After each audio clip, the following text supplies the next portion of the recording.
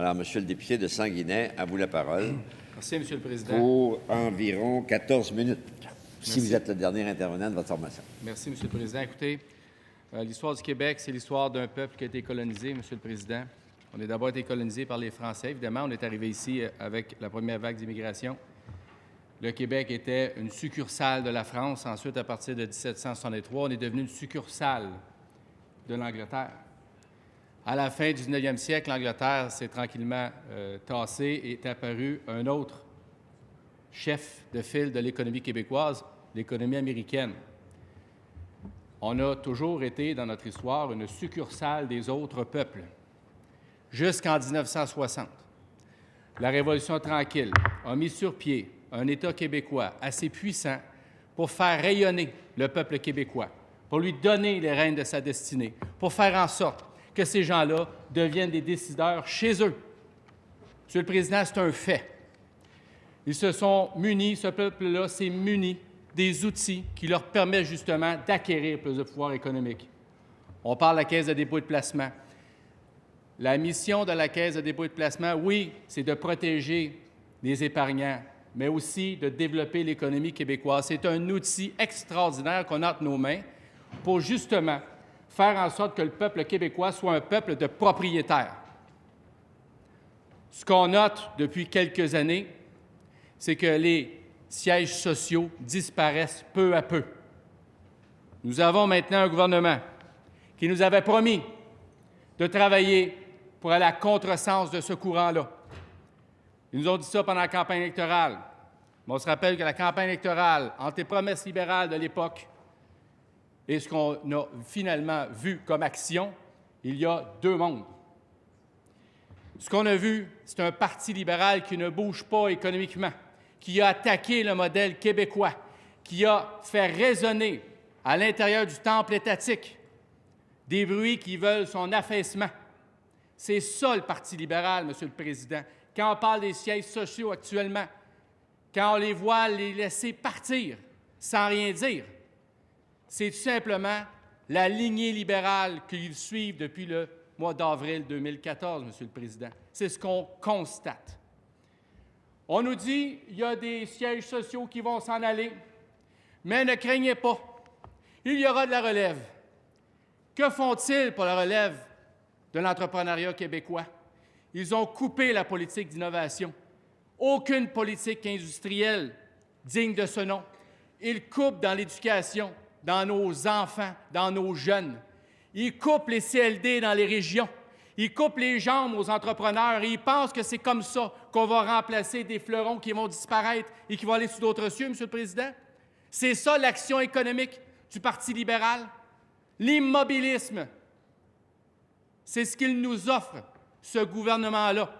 Et ils poursuivent, et ils persistent et ils signent. On a maintenant une nouvelle ministre. On nous l'a présentée comme la plus belle invention depuis la barbe des musiciens de ZZ Top. Depuis une semaine, je dois vous le dire, Monsieur le Président, on l'écoute et on ne peut que constater à quel point elle est décevante. En une semaine, Monsieur le Président, une semaine. On disait que le Parti libéral n'était plus le parti de l'économie, c'est même pas nous qui le disions, c'était des anciens libéraux qui constataient que c'était plus le parti de l'économie. Moi, je pense que ça n'a jamais été, mais il y en a qui ont dit il fut une époque, tu sais, c'est un mythe, où c'était le parti de l'économie. C'est tellement pas le parti de l'économie qu'ils ont été chercher leur ministre de l'économie dans un autre parti. Il faut le faire. Alors, écoutez, regardons les faits. Rona, vendu. 50 des produits vendus par Rona viennent de fournisseurs québécois, souvent dans les régions bien implantées. C'est 15 000 travailleurs québécois. Quelle est la réponse de la ministre qu'on lui dit « Avez-vous des garanties? » Non, pas de garantie. Est-ce qu'Investissement Québec pourrait intervenir pour justement protéger le départ de ce fleuron-là? Réponse, bien, on ne sait pas, mais je pense que l'Investissement Québec n'a plus d'action. Est-ce que la Caisse de dépôt pourrait se lever et intervenir pour protéger ce fleuron de l'économie québécoise? Réponse, bien, la Caisse de dépôt, son rôle, c'est de tout simplement protéger les avoirs des Québécois. C'est la réponse qu'on nous donne. Imaginez, Monsieur le Président, je m'ennuie de l'ancien ministre de l'Économie, il faut le faire. Il faut le faire.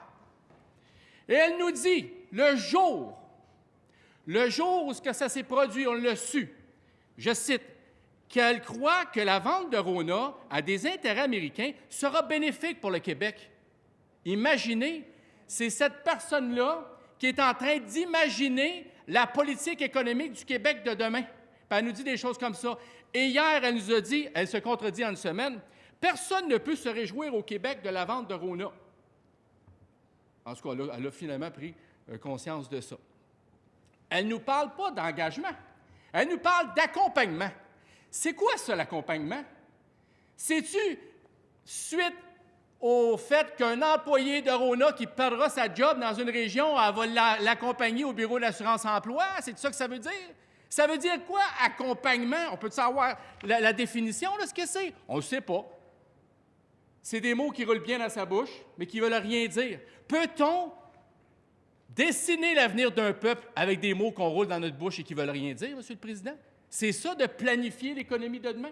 C'est ça l'action d'un gouvernement qui se dit responsable? Il y avait 2 personnes, M. le Président, qui vantaient le deal de Bombardier au Québec, dans tout le Québec. Le premier ministre puis l'ancien ministre de l'Économie. 2, à part la gang de Bombardier. Tout le reste disait que ça n'avait aucun espèce de bon sens. Et moi, je me disais, il doit y avoir quelqu'un au Québec qui est d'accord avec l'idée de ce deal-là, je ne sais pas. Bien, on a trouvé une 3e, M. le Président. La nouvelle ministre de l'Économie, elle trouve que c'est un bon deal, décrié par tout le monde. Elle arrive et elle dit, bien, c'est un bon deal, ça. Elle l'utilise comme exemple, comme quoi ils interviennent pour protéger les emplois du Québec. Non, mais plus que ça, là, ça devient une risée. Alors, M. le Président, j'espère un jour que ce gouvernement-là va réaliser tout le saccage qu'ils sont en train de faire au Québec. Et le prix de leur inaction sera des pertes d'emplois dans le futur, un appauvrissement collectif. Merci.